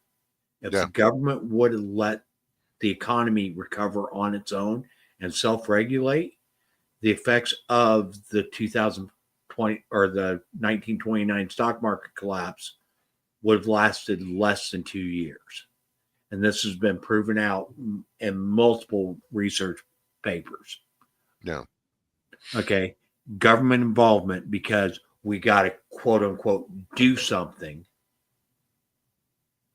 actually extended the impact of that. Yeah. Okay. That's happened in our economy. You can look at the Venezuelan economy. That is a clear recent example where Venezuela was one of the top 4 economies in the world, which Venezuela doesn't have that huge of a population. So for it to have an economy like that, and then within less than 10 years, have an economy that is one of the worst in the world. Okay. Example after example after example. They try to hold up Denmark and Sweden, Norway, and some of these other Nordic countries that as being socialist economies when they're capitalist economies. Yeah. They have a lot of social programs because they tax their people to death in order to pay for those social programs. Okay. But it's been another thing that's been proven over and over in our economy is when we reduce taxes, the tax rate in the United States, we actually increase the amount of taxes collected by the federal government. Yeah. Yeah, because more people are working, so you're actually getting more taxes. Well, it's not just that. Okay. The people that invest in businesses are more likely to invest in the United States rather than investing overseas when the tax rates are lower. And there's other factors. People that are wealthy, okay, that tend to pay the astronomical amount of taxes, the highest share of taxes, will keep their money here in the United States where it can be taxed rather than sending it overseas where it can't be taxed. Right. Was it? Okay. They will regulate their incomes when tax rates are high. Yeah. See, that's the thing, is the rich have the ability to manipulate their income. Yep. Okay. Because they don't have to work. And if you take and start piling on astronomically high tax rates and tax burdens on them, guess what? Their incomes are going to drop. Yeah. And unless we change the Constitution, there is not a constitutional means to implement a wealth tax. Yeah.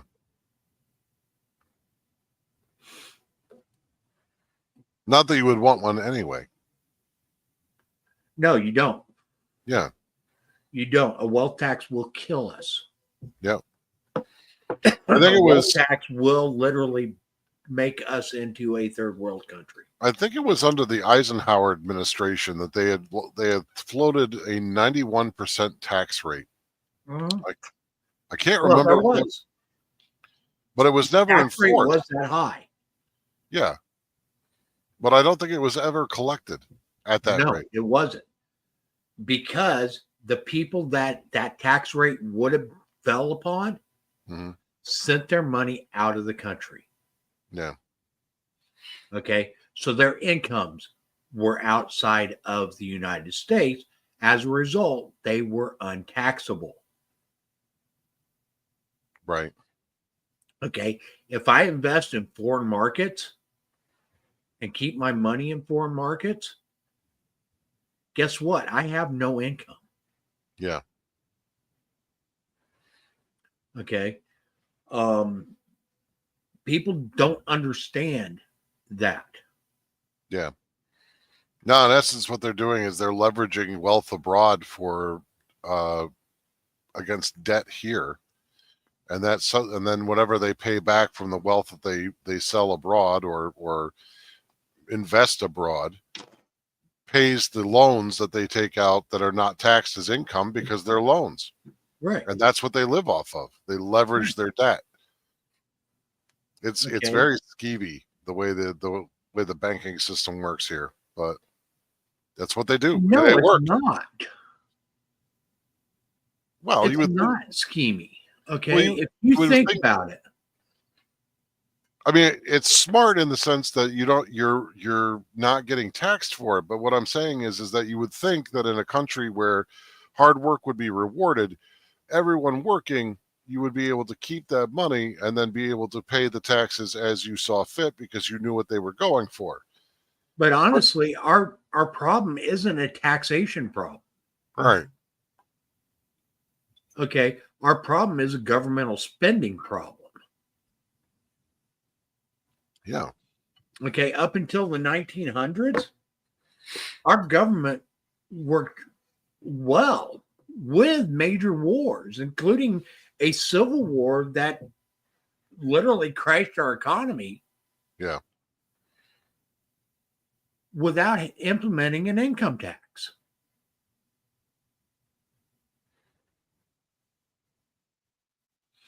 Agreed. Okay. The income tax was supposed to be a temporary tax. And then when the Supreme Court said, sorry, you can't implement an income tax because it is a direct tax, then they decided to do a constitutional amendment. Mm-hmm. And that amendment in and of itself is questionable at best as to its legitimacy. Yeah. There is a lot of evidence that it wasn't adopted legitimately. Mm-hmm. Okay. Now, granted, it is part of our Constitution, and we have to accept that as fact. Okay. But if you really dig into it, there is some questions that are raised about the means by which it was ratified. Right. I mean, at this rate down, the only way to stop an income tax, that 16th Amendment would be to repeal it by another amendment. It would have to be just like the prohibition. You would have to repeal it in order to get it out of the Constitution. You'd have to repeal it. Yeah. To stop income taxes, all that takes is congressional action. Right. Congress can stop income taxes tomorrow. But their authority to levy an income tax would only be removed with the 16th Amendment. Right. Right. Okay, by repealing the 16th. Right. And that's not going to happen. No, because it's too much of a cash And the cow. biggest reason why it will never happen is states have become too dependent upon federal money for their pork bellies. Yeah. they're special projects. Okay, which by definition in the Constitution are unconstitutional. Yeah. It's one of the reasons why it's so important that we, ensure that when you tune into a program like ours, that you actually walk away with some constitutional knowledge. That's why we're here. That's it. Okay. And folks, don't take my word for it. No, dig into it. Okay. I have researched Constitution a lot. I've researched the history surrounding the Constitution a lot. But you have to. Okay. You don't get context. But that doesn't mean that I might not have my own biases. Mhm. So do yourself a favor, do your own research, read the Constitution. If you haven't already read it, you need to. You need to read it and start to understand it. And it is written in a manner that it is completely understandable. Yep. No, it does not change like the progressives would like you to believe. No, it does not adapt. The only way to adapt the Constitution today is through an amendment process, which is clearly defined in the Constitution under Article 5. That is the only way to get the Constitution to say anything different than what it says. And if you want more context, you need to look at the supporting documents that also make up a portion of our founding documents. So you're talking about the Federalist Papers, the Anti-Federalist Papers, and it's actually those are not supporting documents. They're not? No, they are not. The Federalist Papers were an argument for ratifying the Constitution. They were not a supporting document. No, but their arguments were actually what made the Constitution what it is. It gives context. No, they weren't. It gives the Federalist context. Papers were only released in New York. They weren't released in Pennsylvania too? No. I thought they were in both. Read the Federalist Papers, and I'll have to go back to it. That it literally is talking to the state of New York. All right. Okay. So even though they did go to other places, they were addressing New Yorkers. Okay. They were released in the New York papers. They were arguments supporting ratification. Right. Okay. But they weren't by no means a supporting document of the Constitution. Okay. And actually, the people that,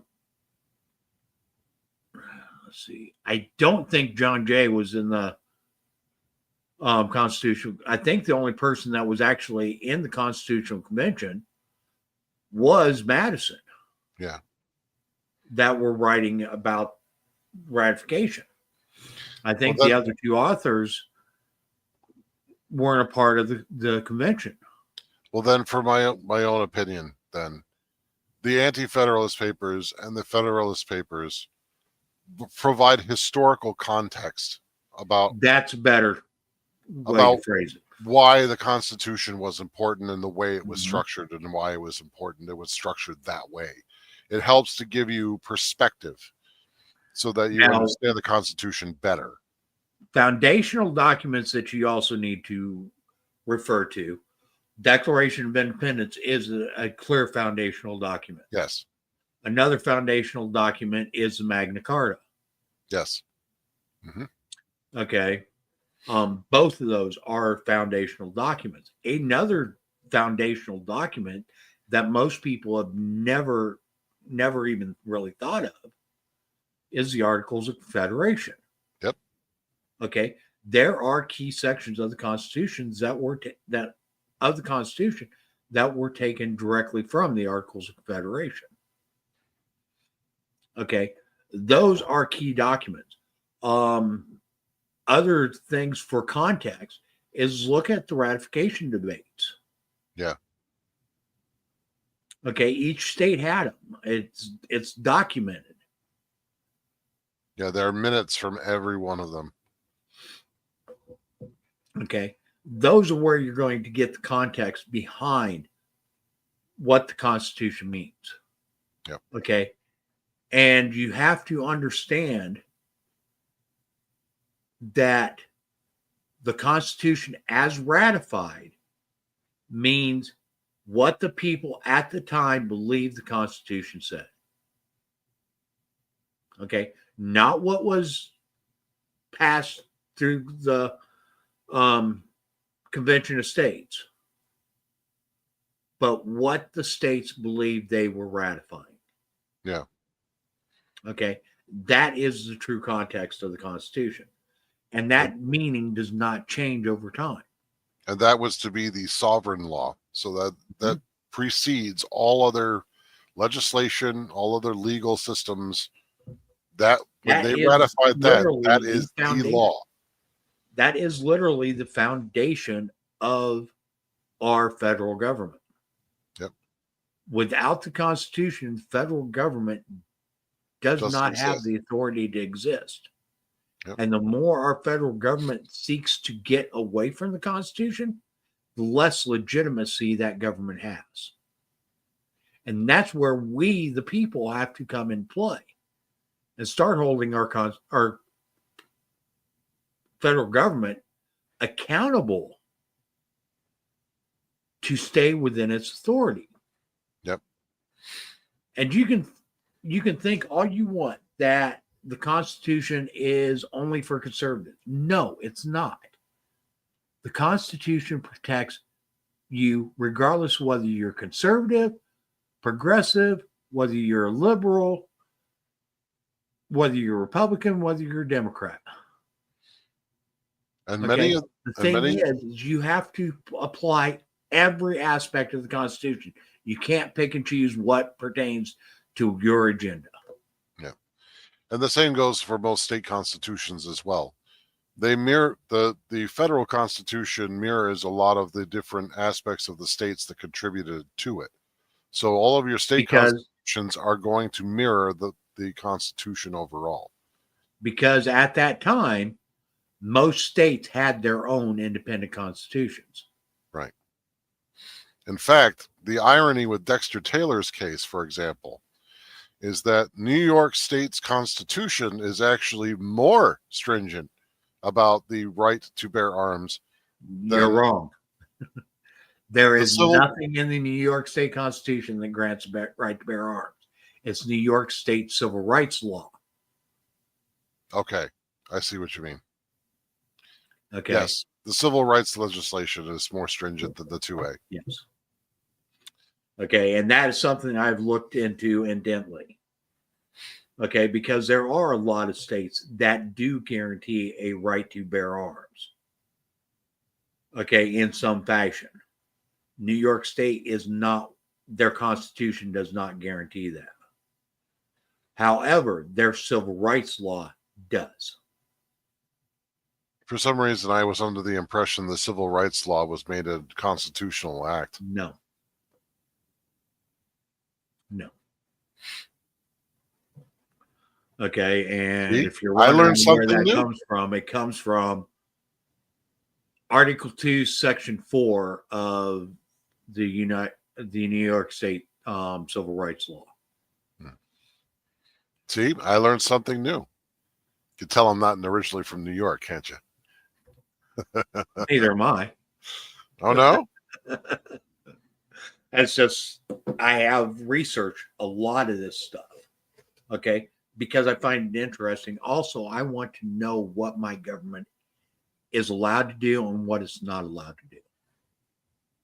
Okay, because only when I know can I hold that government accountable. Correct. Yep. And that's where we, as a nation, and even as citizens of our individual states, are falling short. We've moved away as a culture from holding our government accountable and being our own governor. Okay. So we no longer have a government of the people, by the people, and for the people. Okay. We have a government of, literally, it's an oligarchy. Yep. Okay. Yeah, we vote them in every 2, 4, and 6 years. Okay. But honestly, we vote for sound bites. Yeah. We're not Okay. voting. We're not voting from the people that live next to us. We're basically voting of the approved members that the government gives to us to approve for. Well, we vote for the approved members of the parties. Right. But our vote is treated as lip service. It's just sort of like, hey, here, this makes you part of the process. When in reality, we are the process and we need to be placated. Otherwise, there is no government. They work for us. Okay, we're 10 minutes over, so we're going to go ahead and wrap this up. All right. Okay, folks, remember, Mark Chapa. Go to his GoFundMe. Okay, help him out. Okay, because this is an instrumental case.